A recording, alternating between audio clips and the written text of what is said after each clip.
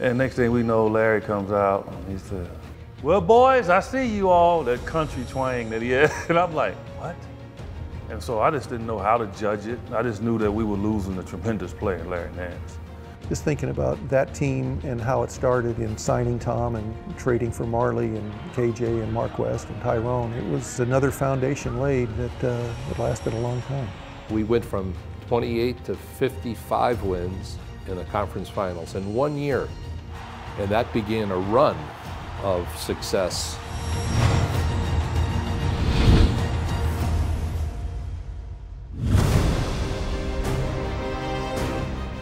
For me, the best decision I ever made as a professional, obviously, was coming here to the Valley. The interesting part about it is I knew Paul Westphal. I'd worked his camp down here, him and Alvin's camp. We had the same agent, Howard Slusher, and I really liked what Phoenix was doing. Jerry's one of those guys that gets to the point real quick, and he made an offer, and even Howard kind of had to say, "Let's go talk," you know? Here's the deal, and you've got 15 minutes to make a decision. 5 minutes or 10 minutes later, he came back and he said, "You got yourself a forward." Tom came in and he became that star that we knew would go get 25 for us every night. He's a franchise type player, the kind of player you could build a team around. The greatest thing about Tom was how competitive he is. You know, Tim Perry and I were rookies, and Tim was guarding him so hard one time in practice, and Tom just had enough of it and landed 5 blows on Tim Perry. Timmy was a sweetheart. I mean, one of the kindest, nicest people. And for some reason that day in practice, I don't know if I was in a bad mood or he was trying to be a little extra physical to get some more playing time against me. I walked up to Tim, I said, "Dang, Tim, are you okay?" And Tim was kind of down. He said, "Yeah, I'm all right, but my feelings are hurt." I do, I feel bad. I felt bad after. And I was like, well, and that, that was Tom. He's just very competitive. And it was fun to see a guy that has been in the league for that long who was that driven to be so good. KJ, who was one of the quickest guards, explosive guards in the NBA, who had the ability to finish and also, pull up for jump shots, and Chambers, who was an offensive machine. The two of them played extremely well together. Kevin Johnson was unstoppable. He was confident to the point of arrogance because he was so good. What really made them great was their competitiveness. They wanted to beat you into a pole. Kevin Johnson in at the baseline, stuffs it over Markey, and he had to climb the man mountain to do it.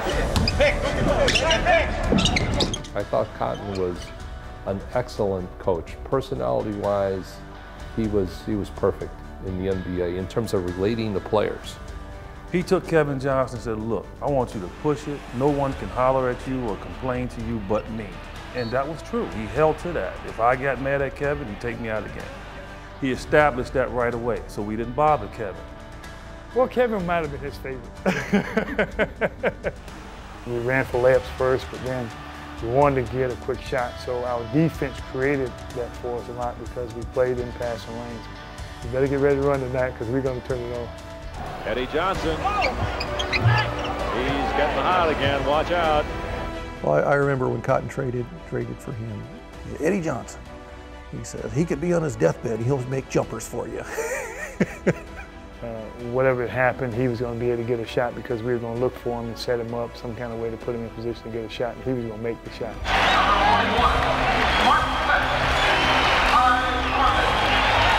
Tyrone, Mark West, always had my back. And Tyrone would say, "I can guard half your men, but don't make me guard all your men too. I got to guard mine." They were the perfect fit for our basketball team. When you add Dan Marley, a guy that just no nonsense, he was just maniacal. I mean, I hated for him to guard me in practice, but it made me a better player. So Dad, to me, was a lot like Tom. Very skilled, tough as nails, athletic. This kid's gonna be special. They throw it out front and stolen by Dan Marley. Here comes Marley. He jams it at the buzzer, and the Suns win. And then we had great veterans. Jeff Hornacek kind of took me in as his guy, which is a lot of times people wouldn't do that because I played the same position as Jeff. Him and Stacy invited me over to the house, and she cooked me meatloaf. And I sat through the meatloaf, and I was sweating because I was nervous and I didn't know anybody. And I used to sweat a lot back in those days. And eating meatloaf at their family dinner, and I'm sweating, and she was like, "You okay?" And I was like, "Yeah." She goes, "Is it my food?" I said, "No, it's not your food. I'm just nervous." I mean, he was like all-star when nobody even knew who the guy was here on this team. Made us unstoppable because we had 2 point guards out there. Either one could lead the break. We had such great chemistry, and those guys were such great leaders that it made my job easy.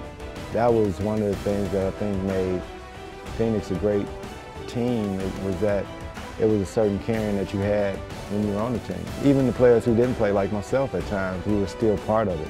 Obviously, you know, the '93 team was rewarding, but that first year here was probably my most rewarding season in the NBA, just because of what we were able to accomplish so quickly.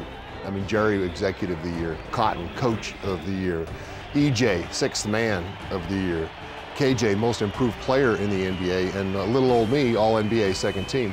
We played well as a unit. We had so much fun that season, turning this franchise around from a couple of bad years. We got them right back on the map.